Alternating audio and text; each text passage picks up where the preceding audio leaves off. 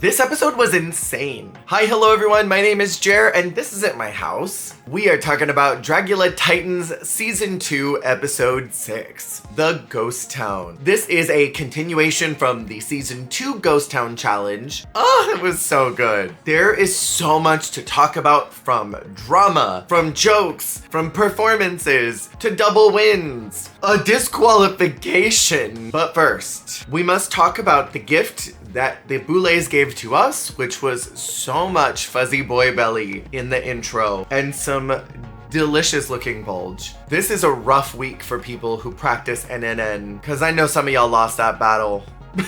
Those men were so fine. I love the Boulets making Gooner content for us. The ghouls are feeling devastated about that double elimination this week, and I honestly am feeling the exact same way. The Boulets said in their podcast that they needed to have a certain number of ghouls for this challenge, and I still don't quite understand why. It's not like they had to be paired off in certain numbered groups. Maybe the bar they were filming in was too small to accommodate a certain number of monsters. Maybe there were safety violations if they had too many people in there, because they would need all of the monsters, all of the camera crew. And so maybe it was a safety violation? Girl, I don't even know. It seemed like there was no justifiable reason why it had to be 7 monsters here. I understand that they needed to do another double elimination somewhere to cull down the herd. That's the right phrase, right? But I don't see why it needed to be this week. I'm still confused, but maybe it will be illuminated in their podcast. I record these before their podcast comes out, so I'm sure the answer will have been revealed by the time this posts. Interpersonal relationships are starting to crop up and conflict against each other this week, and we see a lot of that. We're seeing some rise up of Jay and Sigourney's relationship being at odds with each other. They previously thought that they were cool and that they were friends, and now they're not really sure if they trust each other. I see both sides of this. I think Jay, probably like a lot of us, wants to see Sigourney succeed and wants to see her do really well, be that monster that we saw the first time around that comes in and slays and makes it to the end and could have potentially won. I think Jay wants Sigourney to pull out of whatever she's locked behind right now and start emerging as a character. At least that's how it comes off to me. I don't see these conversations of saying, why are you just playing safe, as being a negative thing. It's challenging her to give more, because all of them are giving more. And right now, where the stakes are so high and people are going home in a shocking way, and Sigourney could go home for delivering what could be perceived as monotony. But I also see from Sigourney's perspective how that could come across like an attack, maybe trying to get in her head. And so this tension I don't think is going to go away until well after the show is already resolved. We see some of the double-edged side of Jaharia coming out, affecting not only Jay in confronting her, saying, hey, last week we talked and then you ran right over to them. To which Jaharia says, oh, I'm just playing Sigourney. But then Sigourney pulls Jaharia aside and she says, oh, I'm playing Jay. Meanwhile, her whole goal is to get them fighting with each other so they don't notice what she is doing with them. On one hand, it's camp and I think it's so funny. But on the other hand, I'm like, you are playing with fire. Because what if they decide to talk about you? It's not like they can eliminate her, but it could blow up in her face. We'll see what happens as the show continues to progress and where that ends up leaving Jaharia. And the season 5 ghouls are locking in, realizing that everyone's kind of out for themselves and season 5 has to be present for each other. That being Jay, Cynthia, and Blackberry. When alliance conversation have come up in the past, sometimes in the comments I'll see y'all saying, well, it's not like they can eliminate each other. They don't have actual power in the competition. Why even form an alliance or even discuss teaming up with someone? That's a great question. So anyway, we're in a ghost town this week. Imagine I just leave it at that. In a competition like Dragula, Drag Race King of Drag, it is super important to have someone as a wall you can bounce ideas off of. As we saw already, Jaharia trusted Jay to ask, hey, does this outfit look okay? And Jay saying that looks cute, whether there was tone or not, made Jaharia put that outfit on and go out and think, oh, this is cute enough. This'll work. You need someone who can be an ear for you or an eye for you to convince you to take something off or put something on. Someone can give you immediate feedback. No, chop that right away. And then you cut it and maybe you win because you didn't do that thing that was booger. We don't know all the backstage tea. There could have been times where someone said, hey friend, I want to wear this. And they said, no, cut that. And that saved them from the bottom. We've heard whispers here and there of people that said, oh, I'm glad I didn't do X, Y, or Z. Thank you for your suggestion. So alliances are very important. It didn't help the season 5 ghouls that much this week because everyone was stellar, but the juxtaposition of all of these interpersonal relationships playing out on this stage, and then shots of Sigourney and Cynthia playing with that rope off to the corner was so funny. The Boulets once again looked jaw-dropping. I loved them in that white bone makeup with those teeth visible on the lip. These androgynous costumes that were part hypermasculine, part hyperfemme was so slay. Did you get the tea on that, Kuntz? And you could tell that Swan was feeling herself this week. God, they looked so good. As we do every week, I'm gonna talk about all of the looks separately in another video, so keep your eyes peeled for that. But let's talk about the performances just a bit and the looks just a little bit. So the challenge is a ghost. In my head, I kind of want the American Horror Story route. I want to know how your character died. I want to either be able to see something visible on you that tells me the story.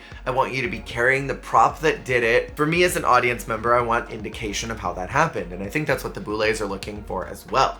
They want to know, how did you die? And why are you in this place? So you kind of have to think about the area you're in, evaluate from there, and build your costume and your story from that inspo. I can only assume they knew ahead of time what the location was going to be, and so then they could kind of build around that idea. You are going to a town that has this aesthetic. Don't try to create some crazy character that's not going to work in this universe. Like, don't make a sci-fi ghost.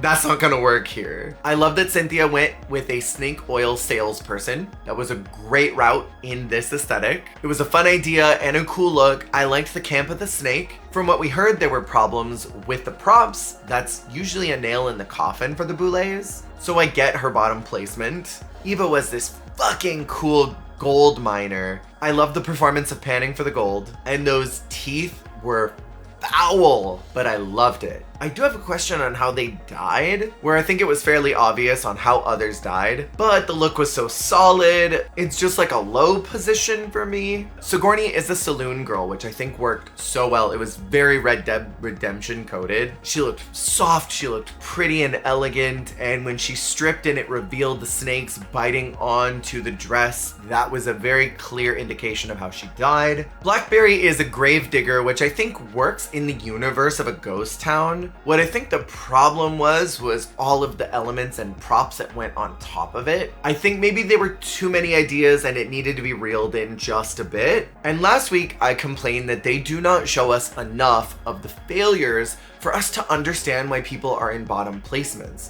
The reason I say that is because the edit is so kind to the monsters. They only show us the best parts, and every now and again they'll show us a fail or two, and then the Boulets will talk about it. But we don't get to physically see it every single time. So I appreciated that they actually showed the mishap happening, the production assistant there trying to help Blackberry with the props and keeping everything up where it needed to be, because I think it helps us as an audience make sense of why she was in the bottom, as opposed to someone like Eva who maybe didn't do the full story but didn't have any malfunctions. Jaharia is the sheriff who is arrowed down by being out in the plains. I kind of loved her luxuriating in getting arrowed. Like, this is someone who enjoys the pain, and while they're dying, they're sort of like, JK is a super campy looking robber. I loved the makeup. I was kind of getting like Vivi vibes from Final Fantasy. I loved the hat over the face. It was a cool graphic look. And I enjoyed this comedy beat of Jay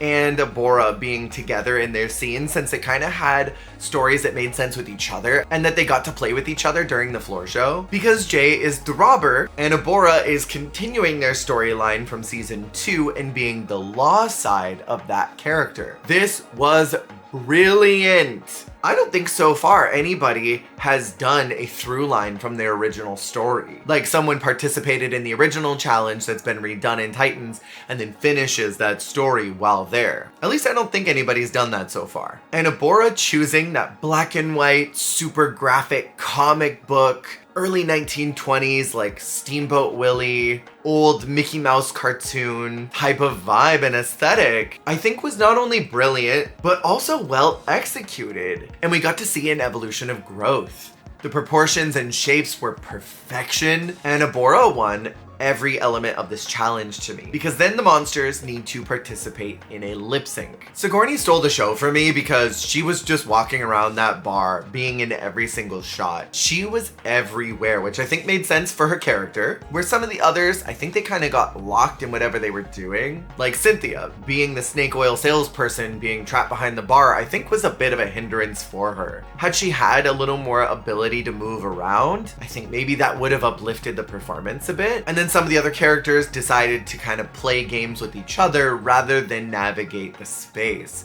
And that's where Sigourney really flew. And controversially, Abhora had the same effect on me as those boys in jockstraps with the big pecs and the abs do when they put on the ghost face mask and then keep the camera like down here. How that just makes everything quiver and tingle. Because the way that Abhora was staring at the camera with those yellow contacts and just lip syncing sensually with that big nose. Twinks don't normally do it for me, but like, again, a bad month for people that are celebrating NNN. Not me. I'm fine. Why was that so hot? I think I need to talk about this in therapy or something because I was turned on. We're gonna move on before I get a chub.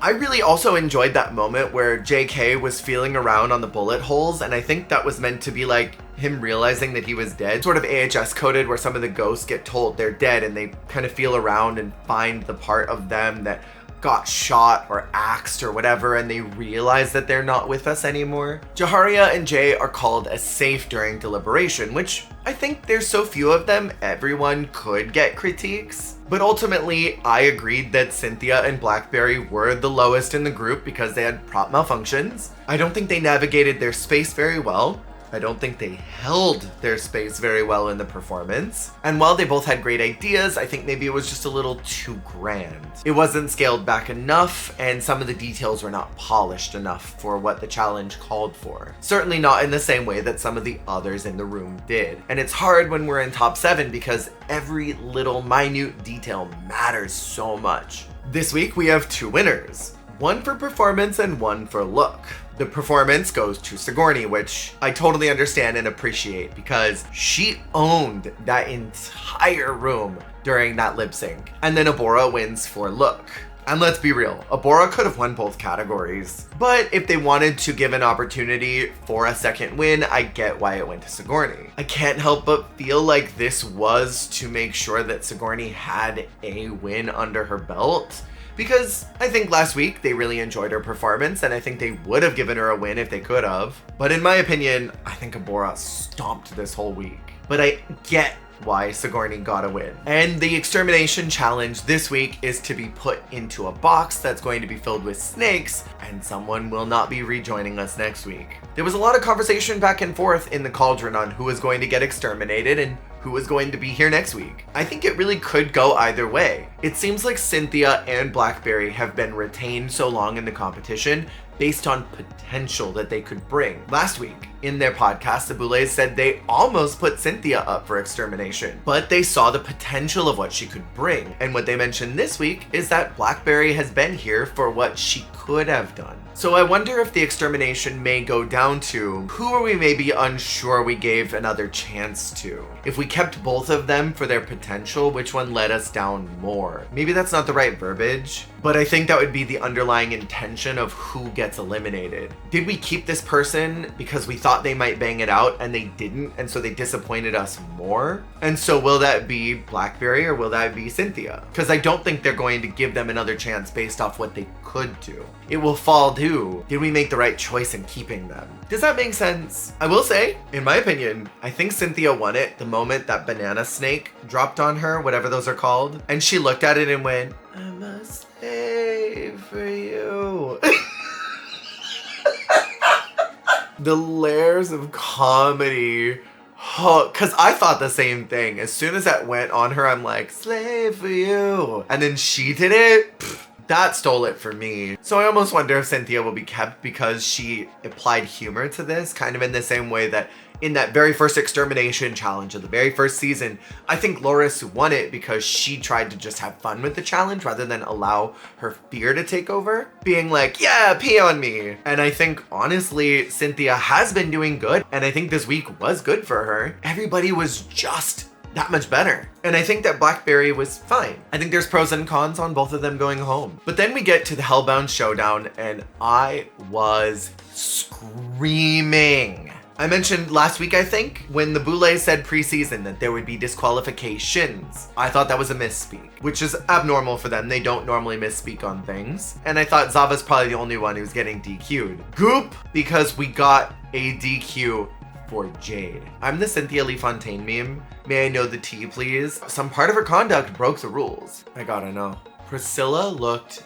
incredible. She was sex on a stick. And I really liked Disasterina's concept. It is a lip sync roulette, as Jarvis once said. They have to lip sync against each other, and whoever wins gets to stay. I do wonder, and this is just putting it out in the universe. Let's say Jade did not get DQ'd and was there with Priscilla and Disasterina. Disasterina did not know the words and chose to do an interpretive dance, which was lunacy. But let's say that Jade turned it out and Priscilla turned it out. Would they have kept both of them? Or would they have eliminated Disasterina for sure and then had to choose between Priscilla and Jade? I just wonder, could two people have moved on through the Hellbound Showdown? In some alternate universe, could that have happened? Priscilla, again, was sex. When she got on the ground and Disasterina was kind of just grinding on her, it gave me quivers and shivers, and I'm not even into women like that. But she does this thing with her eyes and with her face, and just, she had me spellbound. I thought Disasterina had a fun idea, stepping over the fire and sort of just interpretive dancing her way through it. And I loved her little speech in her confessional saying that even though she lost, she's still gonna win because that's Disasterina and that's the attitude I wanna see from her. It felt bad watching her fail at this challenge because I stand Disasterina so hard. I wanted to see them succeed, but I don't think this is in their skill set, and that's okay. Not every drag performer needs to be good at every facet of drag. Disasterina has a wide skill set that is totally applicable for other things. It just doesn't always plug into Dragula and what the show calls for. Priscilla is someone who and I think all of y'all really want to keep seeing. And so I'm really hoping that she continues to knock it out and moves forward because I would be diggity down with Priscilla coming back in the finale. That's just me. Who do y'all think is going to go home this week? Do you think it'll be Blackberry or do you think it'll be Cynthia? It is so hard to tell because again, there's pros and cons for both of them moving forward. But this episode gagged me. I still am gasping for air at how good this one was. This season is going to be very hard to top when we get to whatever's next. Keep an eye out for the outfit ranking later on this week. And as always, if you have the means, please feel free to check out the Extravaganza Extra membership where you can watch my posted videos before the general public does. You can find all that info right down here. Thank you so much for watching. I will see y'all on the flip.